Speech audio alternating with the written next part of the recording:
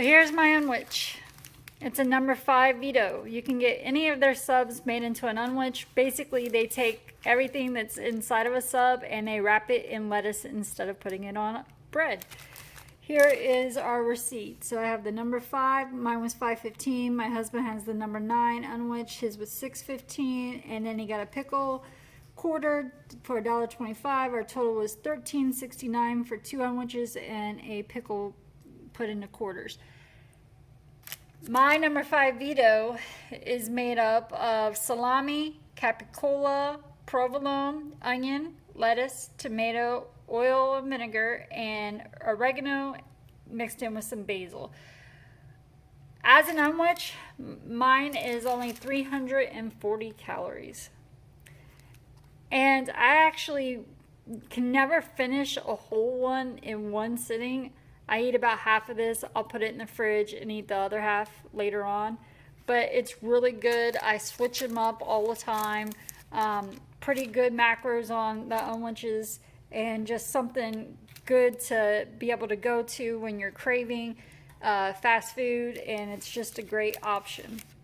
And to me, the price is not that bad. Good Sunday afternoon, everybody. It's Christy from OKketOH.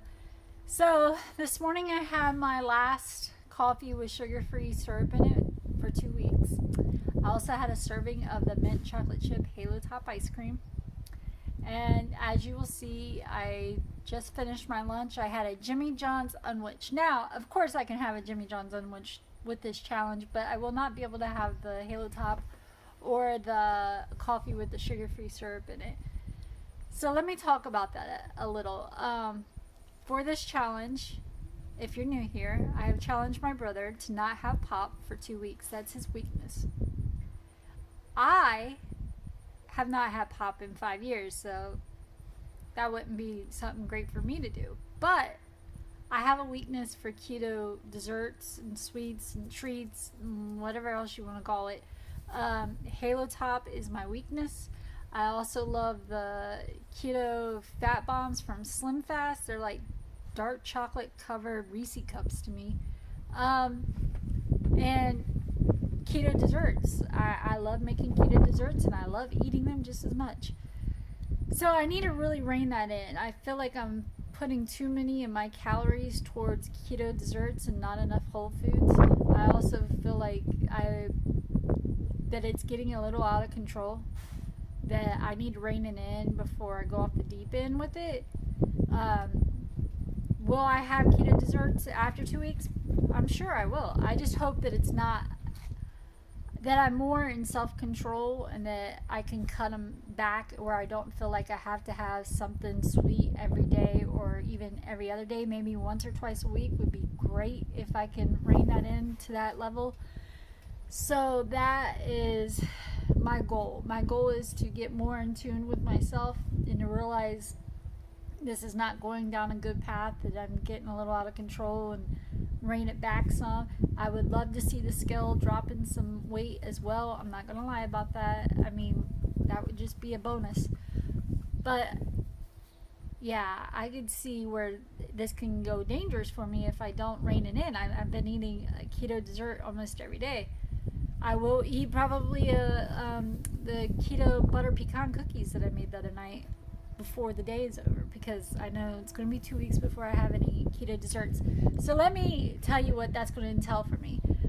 I will drink the Premier protein shakes because I do not ever look at those like they're a dessert. To me, they're not like something I would consider a dessert because they don't like trigger me like that.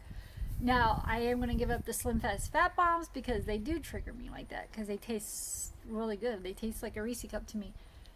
Of course, I'm going to give up the Halo Top. I'm not going to make any cookies or brownies that are keto friendly or anything. I'm actually even going to give up my pancakes because of the sugar-free syrup on top of them. I'm not going to have any coffee outside my house. And then in my house, I'm not going to add the sugar-free syrups, the Skinny Girl syrups to it. I'm only going to have the Natural Bliss half and half that's unsweetened in my coffee with my collagen in the morning. Like I said, it's unsweetened and it's only like 10 calories. It doesn't add any flavor to it. I will continue to eat yogurt, but I will not put the sugar-free bars in it like I have been, like the sugar-free peanut butter bars.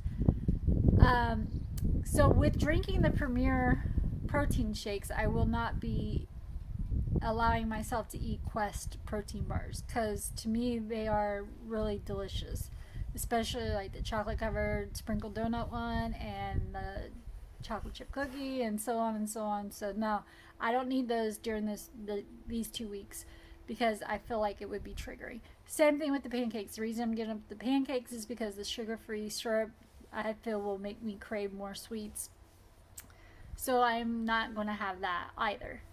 Uh, I will weigh in tomorrow morning and we'll get the day started and the week started. And then next Monday, I'll do a weigh in and give like an update on how I feel mentally, physically, if I'm finding it hard, any, you know, the pros and cons that I'm finding. And then the following Monday, which will be the 2 week mark, or my final weigh in, I'll give it like a recap of how it went for me, and we'll go from there. I can't wait to see how Andy feels doing this, and how it's benefiting him, or if it does benefit him. I mean, this is all about discovering ourselves, right? And the one thing keto is good about is teaching you more about your body, what your body can handle and what it can't handle. I've found out by doing keto that whenever I eat anything made with almond flour, the scale goes up for me. It's just for a couple pounds for a couple days, but it does happen. And like I said, I don't know why that happens, but it does. And everybody's different. Some people can handle sucralose, and some people can. Some people can have aspartame, and some people can't. It's about discovering what your body likes and what your body can handle, and that is the great thing about keto. And I've discovered that, yeah, keto sweets can be dangerous for me because I can go down a road I don't want to go. I'm not going to say I would ever give up keto because I wouldn't, but just because something's keto doesn't mean you can sit there and eat it all day long and not expect to gain weight or to start feeling brain fog or start craving more and more sweets. I realized that, like, I ate that brownie and then a couple hours later I wanted another brownie and then another brownie. Yeah, it's only one net carb, and yeah, the stuff that's in it is not supposed to spike your insulin, but there's got to be something to it to where I started craving it like it was sugar.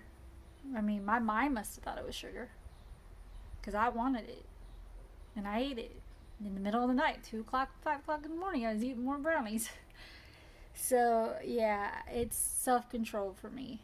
And anyhow, if you would like to do this challenge, please let us know down in the comments. You don't have to give up, like I said, your keto sweets. You don't have to give up pop. Just maybe something you want to get in check, you can do. And I'll update on the following Monday. Maybe you can tell us how what you're giving up is going for you, and we'll see how it goes. I hope you're having a blessed Sunday. It's a great Sunday here. The perfect sky, the wind's blowing. It's a beautiful day, and I feel blessed to be alive.